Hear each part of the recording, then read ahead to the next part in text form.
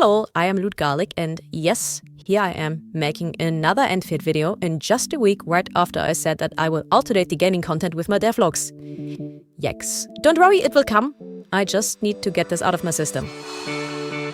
So, duplicates, dupes, potentials, awakenings, constellations, eidolons, sequences. You know the names for this mechanic, and it's all the same bullcrap. A duplicate is when you pull a character you already own, and in a real gacha experience, as in one of those colorful and flashy machines, this is the greatest possible slap in the face. I still remember my mom getting furious over getting the same figurine in a Kinder egg over and over. Now mind you, as a child, I didn't care because for me it was just about the chocolate and my mom was paying for the eggs, justifying her little collector's addiction with the tiniest bit of cope that it's just for little garlic. In gacha games, duplicates usually have a separate mechanic on top of it that upgrades the character you pull the duplicate for. You know, like increasing some numbers and giving you some extra premium currency to compensate you for what would, in a regular gacha experience, be considered a rage quit moment. But here's the thing, a gacha game is fundamentally different from a gacha machine or a Kinder egg, because the machine doesn't know what you have or don't have, while the gacha game does. There is no practical reason for duplicates to ever exist in a gacha game. Unless, of course, you want to trick people into spending unholy amounts of money and gambling for better numbers. But of course, there is no way that a developer would ever do such a shady and predatory business tactic. You might have guessed it, but I despise duplicate mechanics in gacha games, because more often than not, they tend to ruin the games in which they appear. So let's take two extreme examples to make my point. Reverse 1999 and Arknights. I liked Reverse. I really did. The game did so much stuff incredibly well. A fully voiced visual novel story, adorable art direction, a unique and interesting setting, a main character that is not a blank slate self-insert, but an actual character with one of the coolest designs in gacha games so far. I mean, seriously, look at her. Look at that adorably British lesbian polycule protagonist wearing an adorable top hat and an orange. But then, you might have guessed it, duplicates happened. Reverse started out okay in terms of power boosts locked behind those duplicates, but there was the occasional character getting some significant buffs on it. Overall, it still wasn't that bad, but eventually the cracks started showing and more characters with stronger and stronger duplicates got released, and eventually some characters came out that had basically entire playstyles or synergies locked behind those duplicate bonuses. And I'm not making this up, it became so bad that there were sometimes advices like, only pull for this character if you have enough to get at least to 3 duplicates thrown around. And, well, that was the moment I quit. Let's take Melania as an example that I still remember very well. Melania is one of the earliest characters of Reverse 1999 and was designed around high ultimate damage and stealing combo points from enemies. On a second duplicate, she gets a second stack on her main mechanic that allows her to steal combo points from an enemy. Let me explain why that is important, because not only does that mean she has it significantly easier to recharge her own combo points, but it also allows her to fulfill her main purpose a lot better, that is, keeping enemies from building their own combo points. And because her ultimate adds new stacks, it basically creates a snowballing effect. And mind you, Melania's portraits are considered tame by Reverse standards. Some characters have been calculated to get a straight up 15 to 100% damage per turn increase from maxed out duplicates. And Mercuria, 5th duplicate, extends her main mechanic duration by an entire turn, from 2 to 3, making her insanely more powerful. Before Reverse fans crash out in the comments, let me say that I did not do research on the current state of the game when making this video. It might not even be a problem anymore. But you know, this is just how it is when it comes to losing trust in a company. Once it's gone, it will never come back.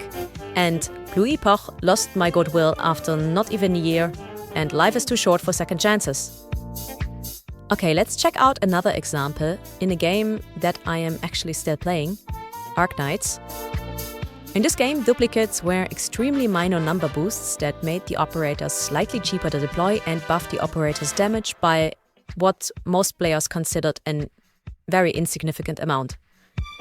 So, if, for example, we take Golden Glow, who is my favorite character and is currently sitting at 5 duplicates, she can be deployed 2 seconds earlier, gets an attack bonus of around 7% of her total unbuffed attack, a damage increase on her drone explosions that makes up around 3% of her total damage, and a whopping 3% more resistance ignore. So, assuming you max her out at 6 duplicates, you basically increase her damage output by an estimate of like 10 to 12% in total. She doesn't gain any extra utility, no changed mechanics, and no added convenience. She doesn't gain any increase in skill duration, range, or an increased chance to trigger her explosions, etc. Just slightly higher damage. And this is just an example of many characters that are basically treated in the same way. But in all fairness, let me mention that there is one duplicate in Arknights that is actually considered meta, and it's Bagpipe's infamous 5th duplicate bonus that allowed for a certain character in the game to use a critical skill slightly faster. And in the history of Arknights, there has been exactly one event in which that duplicate was needed for a very popular easy clear strategy. But it never became relevant again, and eventually the significance of that duplicate faded as the game shifted from clutch timings to what is basically flavor of the month stage mechanics. Now, you might have noticed from my wording that I prefer to have it like Arknights did it, but for a balanced commentary, I have to mention that there is also a downside to having weak duplicates, and that's basically multiple character banners. The problem with rolling on multiple character banners is, when you already own one of the characters, you risk getting one of the worthless duplicates. So pulling is considered account damage. But you could make the case here that there is no reason for these duplicates to even exist, because the game knows what you have and could just remove the character instead. In between those two extremes is Endfield, at least from what I've seen from the beta so far. It seems that the character duplicates in Endfield mostly provide stat boosts, but there are some occasional talent upgrades that make me a bit concerned, like reduced cooldown timers or increased range of skills. Now, without gameplay context, it's hard to tell how significant they are, but the case can be made that the existence of such boosts provide a slippery slope for the devs to release stronger and stronger duplicates later on. And even if we just consider the current bonuses, we got to take into account how they interact with the game mechanics. For example, cooldown reductions might lead to more convenient skill rotations. Range upgrades might allow to completely bypass boss mechanics. And while in isolation they sound insignificant, the possibilities for meta value is definitely there. But let's go through examples and analyze the duplicates of Levitane and Endfield. Pritwin has recently updated its database with the new Beta 2 characters, so I assume the duplicates are up to date as well. So it's definitely clear that these duplicates are not just minor damage boosts like in Arknights. For example, the first one is a flat-out 8% resistance ignore that, depending on the resistance of the enemy, provides at least an 8% increase in skill damage for this character. It can be more if the enemy has high resistances. That means that the first duplicate alone almost covers the power scaling of all duplicates of a typical Arknights character combined. Yikes. The second and third duplicate don't seem that significant in comparison. There's a slight cost reduction and a bit more damage, and the main attribute is increased by 13%. But without the exact damage formula, it's hard to say how much that contributes to total damage. I assume it's less than 13%. The fourth duplicate bonus is hard to judge without context. It's a steep increase over the base percentage of the affected talent per stack, but it's not clear how much the burst effect even contributes to total damage, so depending on that, this might even be a negligible damage increase. And then we have the final duplicate bonus, and that increases the damage of the finishing move of her standard attacks by a significant amount, but from what I've seen, those shouldn't contribute too much to the total damage dealt, because most of the time the burst effects of skills are the ones causing the big numbers on screen. So, to summarize this example, we have damage, damage, damage, damage, damage, but nothing that changes the core gameplay loop. The percentage increases are a lot higher than they are in Arknights. that's for sure.